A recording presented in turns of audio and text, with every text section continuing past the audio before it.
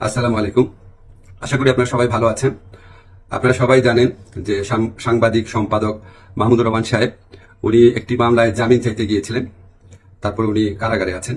এই ঘটনা সবাইকে, আপনাদের অনেককে দুঃখ দিয়েছে, কাউকে ক্ষুব্ধ করেছে। আপনাদের কাছে মনে হয়েছে যে এরকম একটা ছাত্র জনতার বিপ্লবের পর আসা সরকার, এই সরকারের সময় কেন ফ্যাসিবাদ বিরোধী লড়াইয়ের অন্যতম অগ্রনায়ক মাহমুদুর রহমান ভাই কেন এখানে কারাগারে আছেন। তো আমি আপনাদেরকে একটু ব্যাখ্যা করি বিষয়টা। প্রথমেই বলে রাখি, আমি ওনাকে খুবই শ্রদ্ধা করি। এদেশে শেখ হাসিনার যে ফ্যাসিবাদী শাসন ছিল সেটার বিরুদ্ধে যে লড়াইটা আমাদের, সেটা সূচনা করেছিলেন, বুদ্ধিবৃত্তিকভাবে তিনি সূচনা করেছিলেন, এবং এই জন্য ওনাকে প্রচন্ড নিপীড়ন, নির্যাতন ভোগ করতে হয়েছে, যেটার সাথে মানে কোনো কিছু তুলনা হয় না আর কি। তো উনাকে একটা অবিশ্বাস্য, একটা চরম ভুয়া মামলায় ওনাকে ফ্যাসিস্ট শেখ হাসিনা সরকার ওনাকে শাস্তি দিয়েছিল। ট্রায়াল ইন অ্যাবসেন্সিয়া হয়েছিল, ওনার অবর্তমানে শাস্তি দিয়েছিল। অবিশ্বাস্য মামলা একটা, এবং এই মামলার মেরিট নিয়েও প্রশ্ন তোলা যেতে পারে, কিন্তু বিচার কার্যটা সম্পন্ন হয়ে গিয়েছিল এবং ওনাকে শাস্তি দেওয়া অলরেডি হয়ে গিয়েছিল। তো উনি যখন এখানে আপনার বাংলাদেশে আসলেন, আসার আগে কিছুদিন আগে ওনার স্ত্রী, আমাদের শ্রদ্ধেয় ভাবি, ওনার বিরুদ্ধেও একটা অত্যন্ত মানে অগ্রহণযোগ্য ভিত্তিহীন মামলা করা হয়েছিল। তো উনি সেই মামলাতে সাজা স্থগিত করে আপিল করার জন্য আবেদন করেছিলেন। এই আবেদন কিন্তু আইন মন্ত্রণালয় অথবা আমার কাছে আসে না, এটা যায় স্বরাষ্ট্র মন্ত্রণালয়ের কাছে। স্বরাষ্ট্র মন্ত্রণালয় যখন আমাদের অভিমত চেয়েছে, আমরা ইতিবাচকভাবে এটা দেখার জন্য জোর সুপারিশ করেছি। আমাদের এই সুপারিশের ভিত্তিতে মাহমুদুর রহমান ভাইয়ের স্ত্রীর সাজা স্থগিত করে ওনাকে আপিল করার সুযোগ দেওয়া হয়। মাহমুদুর রহমান ভাই যেই মামলায় শাস্তি পেয়ে আজকে জেলে আছেন, এক্স্যাক্টলি এই মামলায় আরেকজন বরেণ্য সাংবাদিক শফিক রহমান, ওনারও সাজা হয়েছিল। উনি ঠিক একইভাবে মাহমুদুর রহমান সাহেবের যে স্ত্রী আছে, উনি যেমন আবেদন করেছিলেন যে সাজা স্থগিত রেখে আপিল করার জন্য, উনি একইভাবে সেই আবেদন করেছিলেন।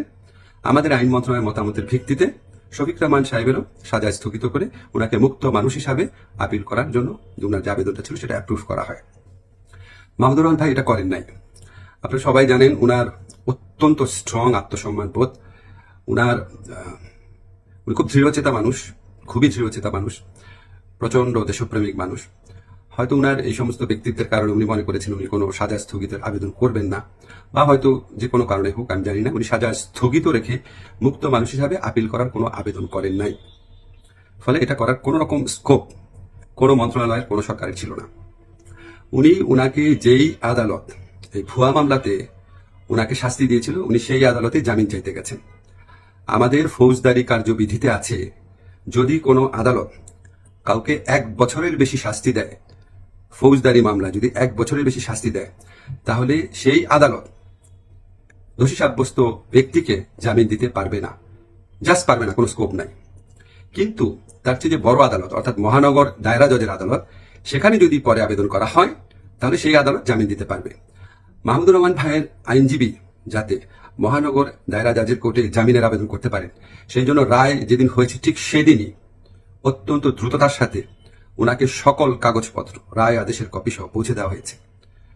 আজকে আমি যখন আপনাদের সাথে কথা বলছি, আজকে হচ্ছে বুধবার, উনি যে কোনো কারণে হোক উনি জামিনের আবেদন এখনো করেন নাই। জামিনের আবেদনটা করলে ওই আদালতের জামিন দেওয়ার এখতিয়ার আছে এবং ওনার জামিন পাওয়ার পথ প্রশস্ত হবে। উনি মুক্তভাবে ওনার যে দেশপ্রেম থেকে, দায়িত্ববোধ থেকে, উনি ওনার সাংবাদিক হোক বা বুদ্ধিজীবী হোক বা ওপিনিয়ন মেকার হোক, উনি ওনার ভূমিকা পালন করতে পারবেন অচিরে, সে প্রত্যাশা করছি। আমি শুধু আপনাদেরকে একটা জিনিস একটু বোঝার জন্য অনুরোধ করছি। আমি আইন মন্ত্রণালয়ের দায়িত্ব পাওয়ার পর মাহমুদুর রহমান ভাইয়ের স্ত্রী ও সাংবাদিক শফিক রহমান, ওনারা যখনই আবেদন করেছেন সাজা স্থগিত করার, সেই আবেদনে আমাদের মতামতের ভিত্তিতে ওনাদের সাজা স্থগিত করা হয়েছে। মাহমুদুর রহমান ভাই এই আবেদন করলে অবশ্যই অবশ্যই আইন মন্ত্রণালয় থেকে ওনার সাজা স্থগিতের জন্য আমরা সুপারিশ করতাম। আমরা সেই সুযোগ পাই নাই, এখানে আমাদের কিছু করার ছিল না। আমরা মনে করি যে মাহমুদুর রহমান ভাই উনি যত তাড়াতাড়ি, আমরা বলতে আমি নিজের কথা বলছি, যত তাড়াতাড়ি মুক্ত হয়ে আমাদের এই দেশ করার যুদ্ধে ওনার জায়গা থেকে নেতৃত্ব দিবেন, তত এটা দেশের জন্য মঙ্গলজনক। আমি আশা করব খুব দ্রুত ওনার জামিনের আবেদন করা হবে, যাতে ওনার জামিনের পথ প্রশস্ত হয়। সবাইকে ধন্যবাদ, ভালো থাকবেন।